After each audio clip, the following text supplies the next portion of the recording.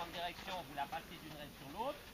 Si elle résiste d'un côté, prolongez un peu le cercle pour la faire venir justement sur un pli du côté où elle peut résister.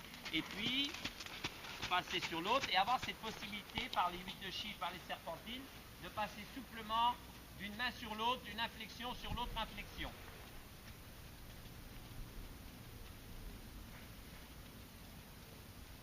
En maintenant ce trot-là, avec de temps en temps, plus vous la faites trotter, plus vous êtes appelé aussi à rééquilibrer, on va dire régulièrement, même sans, je veux dire, ça fait partie.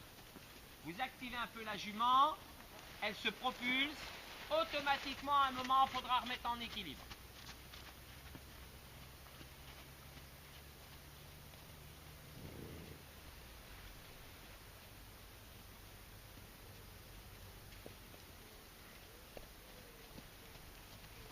Oui.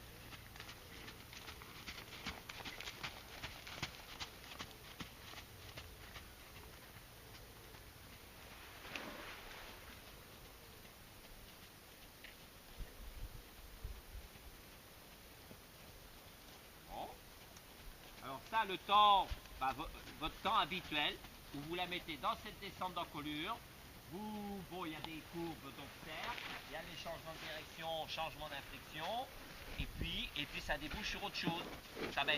C'est là où vous restez dans votre enchaînement. Après, vous allez faire autre chose.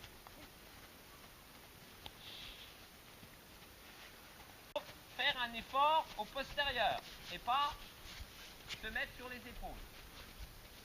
Ben voilà. Ça, vous le faites chaque fois parce que maintenant, du coup, vous vous retrouvez assise. Le fait que vous vous retrouvez assise, ça veut dire que la jument ne vous tire pas. Elle peut résister un peu, mais pas au point de vous sortir de la selle. Or, j'ai vu dans les premières transitions, la cavalière se mettre un peu comme ça en arrière. On dit, mais pourquoi elle se met... Ah oui, on comprend tout de suite pourquoi. Donc, et avoir cette capacité d'intervention avec vos jambes pour, dans le cas d'une transition descendante, réintervenir. Alors, c'est sûr que si vous mettez trop de jambes, vous allez la retrouver. Mais, quand même, envelopper les postérieurs dans le cadre de cette transition descendante. Et chaque durcissement du bout de devant, prendre un petit peu après pour rééquilibrer. Et vous repartez. Pas plus, pas plus, pas plus.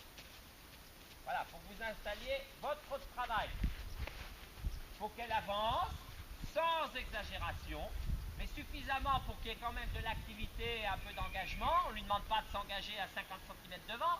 Hein. On lui demande d'être dans ses traces et avec, en plus de votre part, quand vous voyez la jument repartir dans une, on va dire, une descente d'encolure, ce soutien-là, voilà. Et donc, à partir de ce repère-là, quand elle baisse dans votre prise en main sa tête pour retourner elle dans une descente d'encolure, vous lui faites un demi-arrêt qui est gentil. Vous voyez, c'est pas le... Vous lui dites, j'allais dire poliment si elle est un peu délicate, mais bon, c'est comme ça. Vous lui dites poliment, vous lui dites, tiens ta tête. Et puis vous lâchez un peu le contact. Et par le mouvement, parce que l'allure est active, la jument revient sur le mort, se tient un certain, comme là, et c'est l'activité, c'est là. Vous raisonnez en quadrupède. Parce qu'elle est dans une allure où il y a de l'engagement, elle va avoir beaucoup plus de facilité à répondre à cette demande. Si vous installez cette notion de soutien avec une jument qui est trop tranquille au trot, pas assez en place derrière, vous allez devoir faire des demi-arrêts pratiquement à chaque foulée. C'est ponctuel de temps en temps. Et le même travail que vous avez fait, donc le cercle, les changements de main, les 8 de chiffre, le cercle est un mouvement qu'il faut faire. Et un cercle qui fait à ce moment-là, voilà, où il y a une notion d'incurvation. On sort du cercle de 20 mètres. On essaie de faire vers 10, 12, 15 mètres. Vous voyez, vous restez dans cette fourchette-là. À partir de là, il y a les épaules. Puis le cercle. Puis avec les épaules, il y aura la tête. Le soutien, vous voyez, le cercle, c'est là. Elle part sur le cercle, la même allure, mais en descente d'encolure. Or, vous allez lui demander une descente d'encolure, mais avant, elle travaille un certain temps dans un soutien. Donc, vous lui demandez tête au mur, qu'elle fait bien, vous lui demandez épaule en dedans, qu'elle fait pas mal du tout aussi. Et le cercle, ces deux exercices sont accolés au cercle, sur le cercle, elle ne baisse pas sa tête. Sauf si à un moment, vous dites, ok, on fait descendre d'encolure. Voilà, ça c'est bien, continuez comme ça.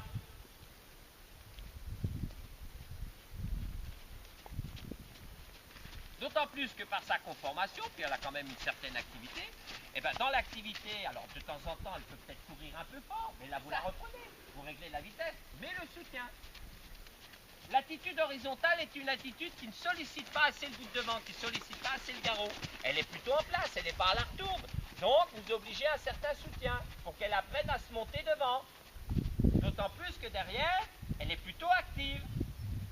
Donc c'est plus un peu dans vos demandes, dans vos exigences, vous avez cette exigence-là qui est bien mesurée. On ne lui demande pas un soutien sur lequel elle va se coincer, mais c'est un effort qu'elle doit faire.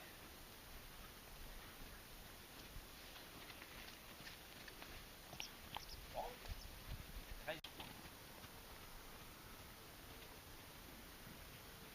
Et elle se tient au début.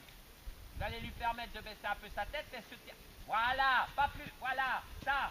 Là, et ben vous passez au pas. Vous voyez, dans beaucoup de développement, elle part plutôt bien, mais